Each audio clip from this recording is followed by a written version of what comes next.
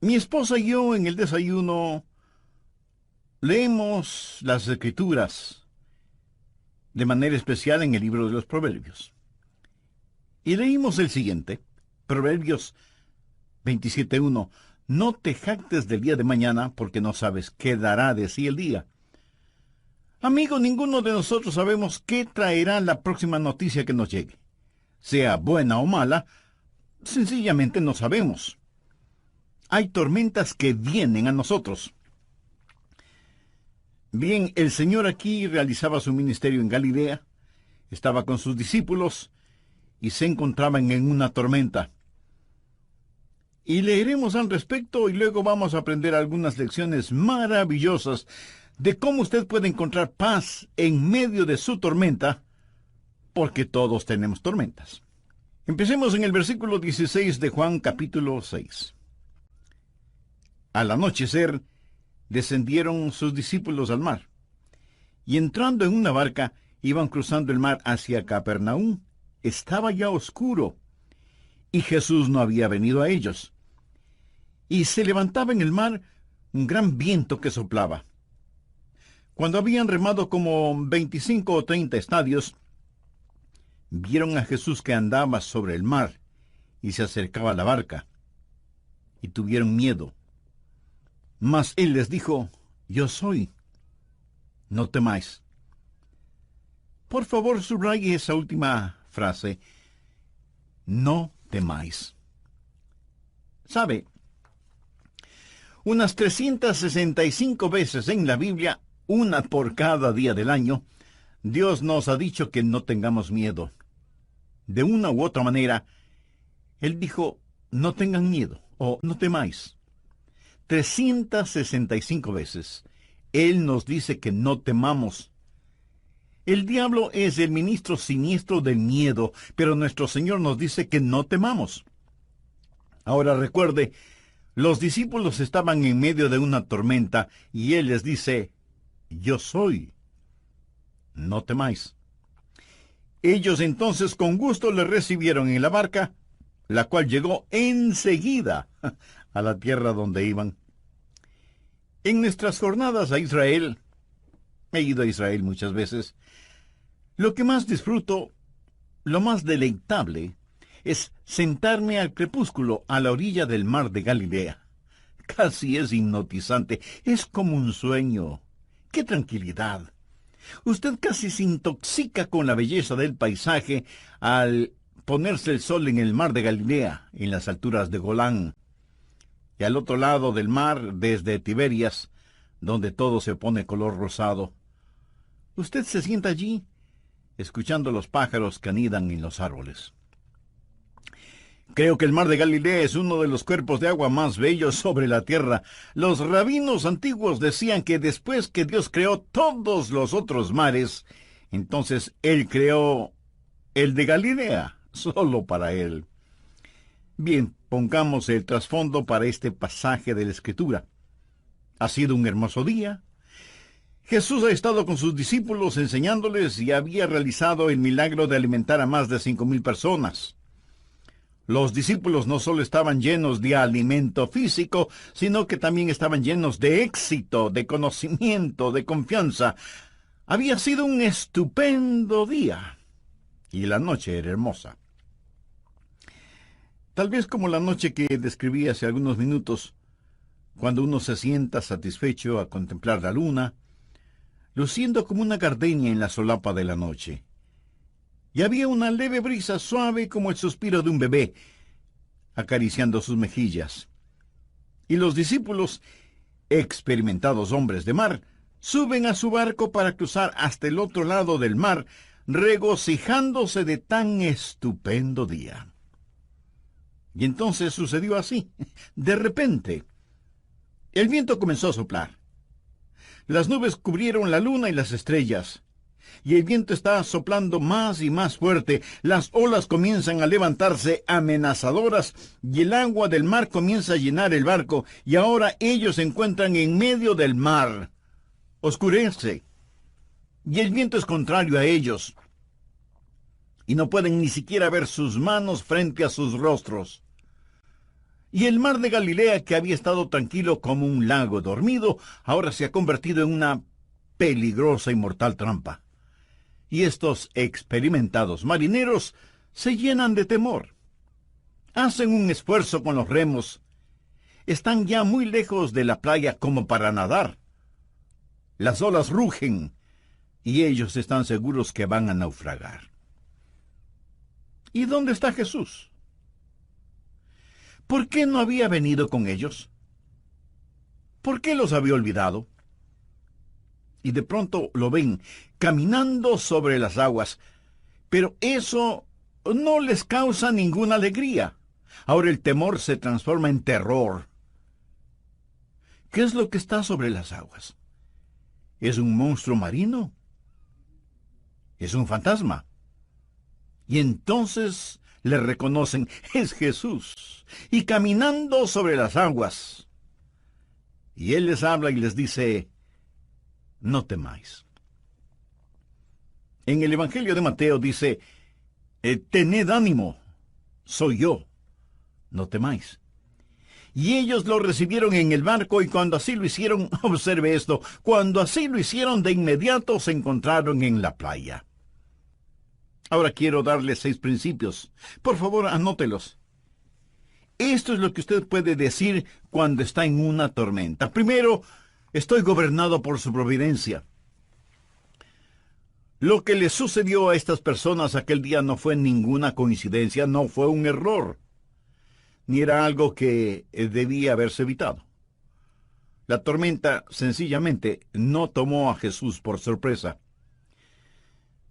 Amigos, si Jesucristo puede caminar sobre el agua, Jesucristo puede ciertamente pronosticar y prever el tiempo. Esto no fue incidental, fue providencial. Ponga al margen Mateo capítulo 14 y versículo 22. La Biblia dice, enseguida Jesús hizo a sus discípulos entrar en la barca. Él les dijo, ustedes deben hacerlo. Era Jesús quien los envió a esa tormenta. Puede ser que Dios ha diseñado su tormenta.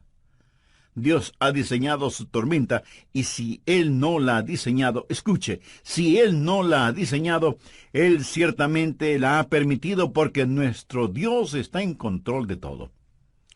Estuve leyendo el Salmo 107, los versos 24 y 25. Dicen, ellos han visto las obras de Jehová y sus maravillas en las profundidades, porque habló e hizo levantar un viento tempestuoso que encrespa sus ondas.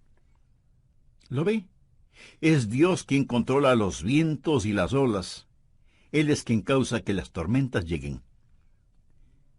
Verá, es una teología vacía el decir que si estamos en la voluntad de Dios, vamos a navegar apaciblemente por el mar de la vida, que no tendremos enfermedades, ni penas, ni desilusiones, ni separación, que no habrá muerte en nuestra familia, que no habrá problemas. Como algunos charlatanes lo dicen en televisión, esté bien con Dios, cree en Dios. Envíeme una ofrenda generosa y nunca se enfermará. Todo le saldrá muy bien. Este es el evangelio de la prosperidad, de los carros de lujo, de la tranquilidad financiera. Amigo, hay una palabra muy castiza que describe eso. Engaño. Escuche, vamos a tener dificultades, y lo primero que usted puede decir cuando la dificultad llegue es que la providencia de Dios está sobre todo. Soy gobernado por su providencia. El plan maravilloso de Dios está en efecto, lo que llamamos la providencia de Dios. Ahora, recuerde, Jesús hizo que se embarcaran hacia la tormenta. Ellos estaban en esa tormenta debido a la providencia de Dios. Lo segundo que usted puede decir es, número 2, estoy creciendo por su plan. El plan de Dios es no complacerle. El plan de Dios es ensancharle. Ponga en su margen Salmo 4, versículo 1. Cuando estaba en angustia, tú me hiciste ensanchar. ¿Lo escuchó? Cuando estaba en angustia, tú me hiciste ensanchar. Quiero hacer una pregunta a aquellos de ustedes que han estado por algún tiempo en tribulaciones. ¿Cuándo ha crecido más?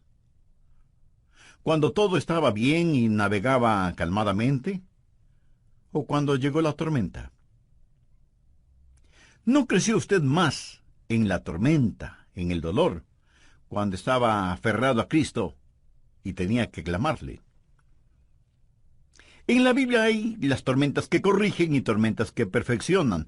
De hecho, Jonás, quien pasó la noche en un colchón acuático, estaba en una de estas tormentas correctoras, es decir, él estaba en ella porque estaba fuera de la voluntad de Dios, él huía de Dios. Y Dios envió una tormenta correctora. Mas hay también tormentas que perfeccionan. Estos discípulos no estaban fuera de la voluntad de Dios. Entonces, ¿por qué estaban en una tormenta? Porque, escuche bien, se vieron en una tormenta porque estaban en la voluntad de Dios. Fue Jesús, nos relata Mateo, quien les hizo entrar en la barca. Estaban en esta tormenta porque obedecían a Jesús. Bien, ¿por qué Jesús querría que ellos estuvieran en una tormenta? Porque Él quería que ellos crecieran. A menudo he compartido estas palabras. Desconozco el autor. Dice, caminé 1 milla con el placer, charlamos todo el camino, pero no me dejó más sabio con todo lo que tenía que decir. Caminé 1 milla con el sufrimiento. Ni una palabra dijo, pero las cosas que aprendí del sufrimiento cuando el sufrimiento caminó conmigo. ¿No es eso cierto? Cuando estaba en angustia, tú me hiciste ensanchar. Y alguien dijo que la fe es como un rollo de fotografías, se revela en la oscuridad. Es cuando aprendemos a confiar en el Señor. Estaba leyendo sobre los israelitas cuando iban hacia la tierra prometida, hacia la tierra de Canaán. Y en la tierra de Canaán había algunos gigantes, hijos de Anac, poseídos por el demonio. Y cuando los 2 espías de Israel fueron a explorar la tierra, al regresar 10 de ellos dijeron, no podemos conquistar esta tierra, aunque es una tierra de leche y miel, maíz, vino y aceite, granadas, higos y uvas, y tiene montes y valles, está habitada por gigantes y no podremos conquistarla. Pero 2 de los espías dijeron algo diferente. Busque en el libro de Números, Antiguo Testamento, capítulo 14, versículo 9. Por tanto, no seáis rebeldes contra Jehová, ni temáis al pueblo de esta tierra. Ahora, escuche lo siguiente. Porque nosotros los comeremos como pan. Su amparo se ha apartado de ellos, y con nosotros está Jehová, no los temáis. En otras palabras, ellos dijeron, miren, conquistar a esta gente será fácil, será como comer pan, no debemos tenerles miedo. ¿Para qué comemos pan? Pues para tener fortaleza. Crecemos comiendo pan. Es el pan el que nos da energía. Es el pan el sustento de la vida. ¿Qué es lo que Dios les estaba diciendo? Estas cosas que parecen serán su problema, serán su alimento. Amigo, usted crece cuando se alimenta de estos problemas. Verá, lo que nuestro Señor buscaba no eran debiluchos como discípulos. Él quería que crecieran y permitió que estuvieran en una tormenta para ensancharlos. Recuerde que usted es gobernado por su providencia cuando está en una tormenta. Él gobierna sobre todo. Y usted está creciendo por su plan. Y es en la tormenta que usted va a crecer y llegar a ser más y más como el Señor Jesucristo. Usted dirá, pastor, ¿no poseo lo que se requiere para crecer cuando estoy en una tormenta? Correcto, no lo posee. Por eso veamos el siguiente punto, número 3. Estoy favorecido por sus oraciones. Por favor, mire el versículo 17. Y entrando en una barca iban cruzando el mar hacia Capernaum. Estaba ya oscuro, y Jesús no había venido a ellos. Ellos se preguntaban, ¿dónde está Jesús? Ya había oscurecido, y él no ha venido. ¿Por qué él no había venido? Bien, él hacía otra cosa. ¿Qué es lo que estaba haciendo? Él oraba. Él estaba en la cima de la montaña orando. Anote al margen Mateo 14, porque esta historia es relatada de diversas formas en los diferentes evangelios, y la Biblia dice en el versículo 23, despedida la multitud, subió al monte a orar aparte. Escuche, no piense que él le desampara solo porque no puede verlo cuando está en la tormenta. Él quizás no estará con usted en forma corporal, pero él está muy consciente de usted. Amo esa canción que dice, así como sus ojos miran al gorrión, sé que él me mira. Permítame darle otro versículo tomado de los otros evangelios. Anótelo, por favor. Marcos capítulo 6, empezando en el versículo 47. Y al venir la noche, la barca estaba en medio del mar, y él solo en tierra. Ahora preste atención a lo siguiente. Y viéndoles remar con gran fatiga, quiere decir que él los estaba observando.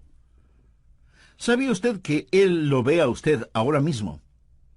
Usted dirá, él no sabe dónde estoy. Él no está al tanto de mis dificultades. ¿Por qué está él tan lejos? ¿Por qué estoy yo en la tormenta y él en la orilla? Amigo, él está allí orando por usted. Él se apartó a un monte para orar. Él está allí en el monte mirando hacia abajo.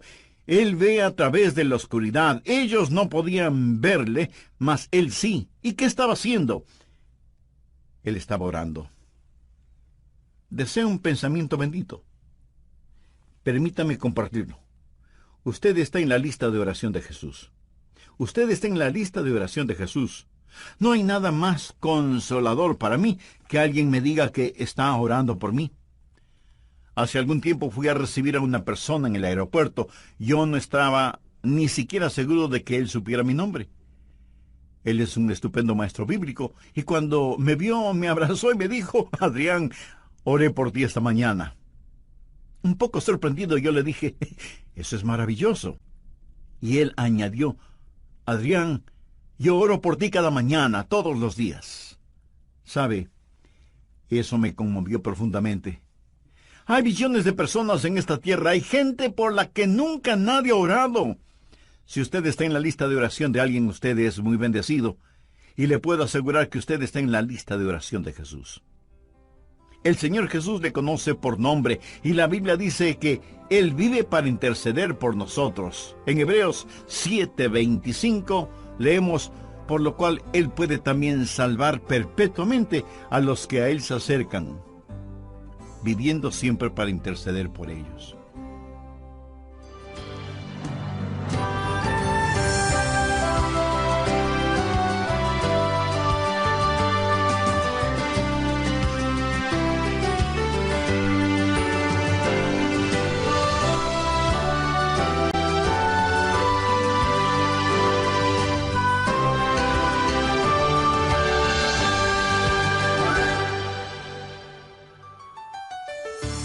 Saludos amigos, gracias por estar ya en sintonía de nuestro programa El Amor que Vale. Compartimos la serie Cómo ganar las batallas internas. El Señor Jesús muchas veces dijo, yo soy. Nunca dijo, yo fui, pero a lo mejor ya no soy. Tampoco dijo, yo seré, pero a lo mejor no lo seré. No, Él dijo, yo soy. Yo soy el que soy. Nunca hubo un tiempo cuando Jesús no fue. Nunca habrá un tiempo cuando Jesús no sea. Amigo, en medio de su tormenta personal, solo recuerde esto. Cuando Él dice, yo soy, es una proclamación de su presencia y un anuncio de abundancia. ¿Está usted perdido? Él dijo, yo soy el camino. ¿Está padeciendo hambre? Él dijo, yo soy el pan de vida. Está tropezando en la oscuridad. Él dijo, yo soy la luz del mundo. Y si usted está muerto en sus delitos y pecados, Él le dice, yo soy la resurrección y la vida. Tenga su Biblia en la mano y un cuaderno de notas para que saque el máximo provecho de nuestro estudio, cómo encontrar paz en medio de su tormenta. En el programa anterior, el doctor Adrian Rogers mencionó que hay un refrán que dice, no hay hogar sin sus secretos. Esto simplemente significa que tarde o temprano todos tendremos problemas. Las tormentas nos llegan a todos. En la voz del pastor Lenín de Llanón, el doctor Adrian Rogers nos concluye su mensaje Cómo encontrar paz en medio de su tormenta. Recuerde que paz no es la sustracción de los problemas de la vida. La paz es la suma de poder para enfrentar estos problemas. Esa es la paz de Dios. Y empecé a compartir en el programa anterior 6 principios básicos que puede decirlos cuando enfrenta una tormenta. Primero, estoy gobernado por su providencia. Segundo, estoy creciendo por su plan. Tercero, estoy favorecido por sus oraciones. La Biblia dice que Él, o sea, el Señor Jesús, vive para interceder por nosotros. Hebreos 7:25. Por lo cual puede también salvar perpetuamente a los que por Él se acercan a Dios, viviendo siempre para interceder por ellos. ¿Usted ha venido a Dios por medio de Jesús? Entonces, está en su lista de oración. ¿Y qué está haciendo? Escuche, el trabajo terminado de Jesús es el Calvario. El trabajo no terminado de Jesús es su ministerio de oración. Así que estoy gobernado por su providencia, estoy creciendo de acuerdo a su plan y soy bendecido por sus oraciones. No solo favorecido por sus oraciones, sino también estoy animado por su presencia. Él vendrá. Mire, por favor, nuevamente Juan 6, el versículo 20. Mas Él les dijo, yo soy, no temáis. Y en Mateo, Él les dice que tengan ánimo. Mateo 14, versículo 27. Pero enseguida Jesús les habló diciendo, tened ánimo, yo soy, no temáis. Puedo ver a estos discípulos con el sudor en sus frentes y sus rostros reflejando el temor, sus manos ceñidas a los remos, fatigados, con dolor de espalda, remando y remando. Pedro grita, más fuerte, que nos vamos a hundir. Y Tomás dice, no creo que vayamos a lograrlo, vamos a naufragar. Y entonces ellos ven a Jesús. Le pregunto, ¿por qué Cristo no llegó antes? ¿Por qué esperó? Sabía que Él se esperó allí por mucho tiempo. Si usted lee la historia, se dará cuenta que ellos estuvieron en alta mar durante varias agonizantes horas. Y aquí se encontraban en la hora más oscura de la noche. Y Mateo relata que Jesús llegó en la 4ª vigilia de la noche. Eso es entre las 3 y las 6 de la mañana, la hora más oscura. Durante largas y agonizantes horas, parecía que Él se hubiera olvidado de ellos. Y no fue que Jesús se había olvidado de ellos, realmente fueron los discípulos quienes se habían olvidado de Jesús. ¿Sabe? Jesús acababa de realizar un milagro. Si usted lee la historia en el 6º capítulo de Juan, se dará cuenta que Jesús había alimentado a unas 5,000 personas. Note, por favor, el versículo 12. Y cuando se hubieran saciado, dijo a sus discípulos, recoged los pedazos que sobran para que no se pierda nada. Recogieron, pues, y llenaron 12 cestas de pedazos. Bien, ¿por qué llenaron 12 cestas? ¿Cuántos discípulos? 12 discípulos. Bien, Él les dijo, ahora recojan todo, recojan los pedazos que sobraron. Cada discípulo tenía una cesta de pan al lado de sus pies. En esa barca hay unas cestas de pan. Él acababa de llevar a cabo un milagro y ahora ahí están ellos llenos de temor. Y pensaban, ¿por qué Jesús se ha olvidado de nosotros? Ellos se habían olvidado de Jesús. Ellos se olvidaron de lo que Jesús había hecho. ¿Acaso no tendemos a hacer eso? Es decir, ¿cuántas veces nuestro Señor nos ha liberado, realizando milagros para nosotros, pero nosotros nos hemos olvidado de Él? Lo que ellos debieron haber hecho era, recuerde, lo que Pablo enseñó en 1 Tesalonicenses capítulo 5, verso 18. Dad gracias en todo, porque esta es la voluntad de Dios para con vosotros en Cristo Jesús. Pero nuestro Señor esperó. ¿Por qué esperó? Bueno, su espera, su retraso antes de llegar a ellos, fue estratégico y deliberado. Por favor, anote este versículo, Isaías capítulo 30, versículo 18. Por tanto, Jehová esperará para tener piedad de vosotros. ¿No es este versículo estupendo? Por tanto, Jehová esperará, no para ser cruel con usted, sino para tener piedad de vosotros y por tanto será exaltado. Dios está en el negocio de hacer gloria para sí. Será exaltado teniendo de vosotros misericordia, porque Jehová es Dios justo.